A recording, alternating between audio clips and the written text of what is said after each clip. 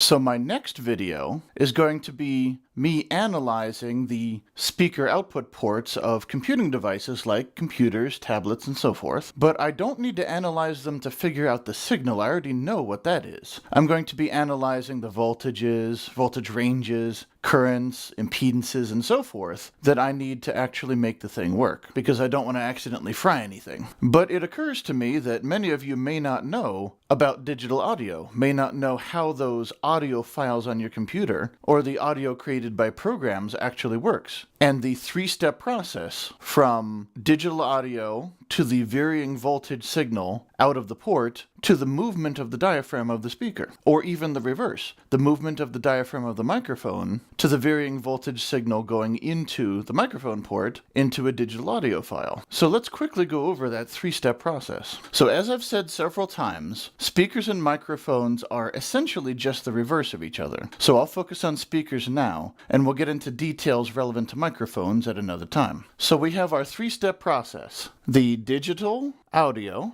we have the voltage variance, and then we have the speaker motion, and it goes like that. So in its simplest form, a speaker is a diaphragm. This is a thing that pushes air and pulls air. That's what sound is. It's high pressure and low pressure caused by motion, caused by vocal cords, caused by speakers, caused by all kinds of things, such as hitting something and it wiggles a little bit microscopically, which causes high and low pressure, which causes a noise. So it's a diaphragm, and attached to this diaphragm is a magnet, and around the magnet is electric coils that goes to your computer. So the varying voltage signal, again, I'll do videos on this in the future, but right now, just know that if you have current in a wire and a winding of coil that a magnet passes through, the electricity causes a magnetic field that makes the magnet move. This is generators and motors. A generator is something that's moving that causes electricity because there's a magnet on the thing that's moving and a coil of wire around it. A motor is the same thing, but electricity is being generated, which causes a magnetic field which moves the magnet, which is attached to the motor. Same thing with a speaker. A speaker is, in a very tricky sense, a motor, because you've got electricity that's going through a coil of wire and there's a magnet on the speaker diaphragm. And that varying voltage causes varying current, which causes a varying magnetic field, which makes the diaphragm go like this. So that's the speaker motion. Now, we can very easily represent this as this. We have a range of motion, and this is the center point. Let's say this is plus, and that's minus. So when there's no current at all, when the thing is just off, or the signal is zero, same thing, quiescent, the diaphragm is in the middle. If you apply current, voltage, one way, it goes this way. If you apply it that way, it goes the other way. So we could say that a positive voltage and therefore a current in that direction makes it go this way. Negative voltage, remember, negative voltage just means it's going the other way. It's the same voltage, it's just going the other way. That's positive and negative voltage. So voltage this way moves the diaphragm, voltage this way moves the diaphragm, positive and negative voltage. And then the bar is just how far it can move, because it can't move forever, because that's called a rocket. So it has a certain distance it can move. At the very least, it stops when it leaves the coil of wire. That's called a railgun. So anyway, that's it. You've got zero. In fact, I'll say zero. That's zero. That's zero. This is positive, that's negative, and that's the maximum it can be. You may have heard the term dBV. Let's not get into decibels right now. Let's not bog this down. But dBV is this. All right? We'll worry about that later. All you need to know is it can go that far and that far. Voltage variance. It's the same thing. It's a signal. It's got a 0 point, positive and negative voltage. So your signal, over time, we've seen oscilloscopes, we know how this goes. You might have a sine wave that goes like this. So you've got 0, positive, negative, positive, negative. So the voltage is going wee, wee, wee, wee, back and forth. And if you apply that voltage, probably after amplifying it, but you apply this varying voltage to the coil in the speaker, the diaphragm will also go wee, wee, wee, wee. And that's how it gets from here to here. So your voltage becomes a magnetic field in the speaker and moves the diaphragm, and it happens the same way. You have a certain maximum voltage this way, a certain maximum voltage that way, and a 0 in the middle. When this voltage is 0, this diaphragm's position is 0. When this voltage is at its maximum value in the positive direction, then the speaker's diaphragm is pushed as far as it can be in the positive direction, whichever we have decided that is. Positive and negative are just a label here. Then you have digital audio. This is the actual interesting part. You might be unsurprised to find out that digital audio has a 0 and a positive and negative end. Please contain your surprise. Now, if we look at digital audio, once again, looks very familiar. Let's have our sine wave. But in the case of the speaker, the positive and negative limits are a certain distance, physical distance that the speaker diaphragm is moving. The voltage variance, it's a certain maximum voltage, and this varies, right? Just like the speaker distance varies by the speaker, the voltage varies by whatever circuitry you're using. The maximum and minimum voltage, whatever you consider 100% volume, is going to be different. And it's going to matter because you're going to get louder and quieter. If you have different maximums, that's louder and quieter. Because obviously, the diaphragm is moving less if the voltage is moving less, so it's quieter. Digital audio is where it actually gets a little simple. We have 0, we have 1, we have -1. The maximum is always 1. The minimum is always -1. Now, there are different audio formats. You may have seen a WAV file, .wav. This uses something, I believe it's signed 16-bit PCM or something like that. But in the hardware, that just gets translated to this anyway. If you're actually processing it properly, you use floating point. Similarly, you have something like an MP3 file. You might have also seen .ogg or .acc, something like that. Those are compressed formats. They store audio in terms of math, fancy math that's smaller than just recording all the samples. Because we're talking like 48,000 samples per second here is a pretty good quality. 44.1 kilohertz is decent. Any lower than that and it starts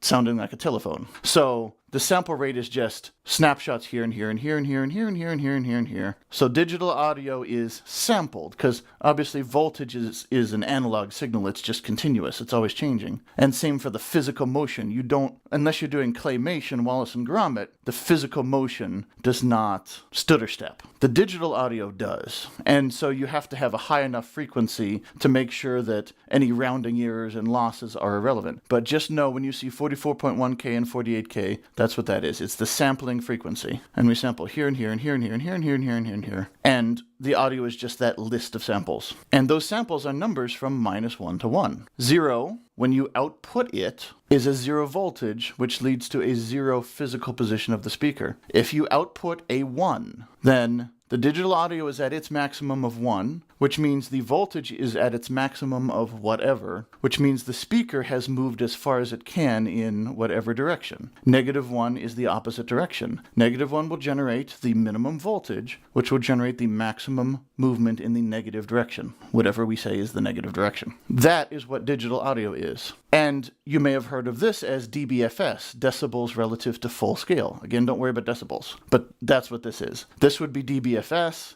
These would be dBV, dBEV, I think is one of them, some other things. But the point is, it's minimums and maximums. It's max positive, max negative leads to max, leads to max. And then in between, so 0.5, would lead to half of the max. Not exactly. Some of these things might not be perfectly linear, but generally, within rounding errors, a 0.5 is going to get you half of this voltage, which is going to get you half of this movement if these are perfectly matched. They might not be perfectly matched. Your circuitry here might be able to put out a higher voltage than this thing can even use, or a higher wattage or whatever. So you could turn the volume up on your amp way high, and this thing starts slamming against the sides, and you hear the audio go all bleh. So that means that this is putting out more voltage than this can use, and you end up just turning the volume down. So it doesn't matter that any of these have to be perfectly matched. They just have to be a certain minimum. This right here, the maximum and minimum, this is what I need to analyze in my next video, because the internet is sporadic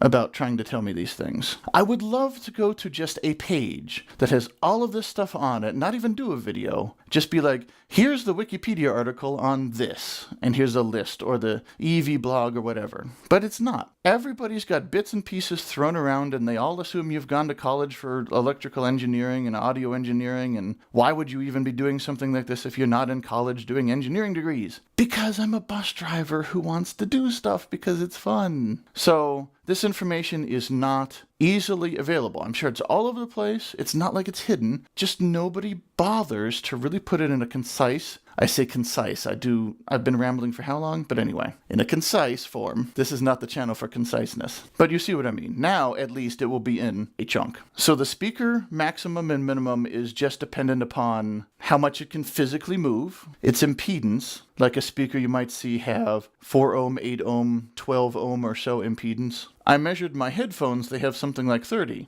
At least one set of my headphones does. But yes, just to summarize one more time, a digital audio file is a series of numbers. Each of these is a sample, however many samples per second. And it just has to be fast enough that we don't lose anything, converting it back to analog, at least nothing that the human ear can detect. We'll always be losing something, but it just has to be so small a loss that we don't hear it. And each of those samples is 0, 100% in this direction, 100% in this direction, 23% in this direction, 57% in this direction. And if you see an actual, piece of audio, you'll be recording some sort of concert hall and the orchestra has been going ham on it, da da da da da, and then they go da da da da da, and a brief stunned silence, and then the crowd goes wild, wah!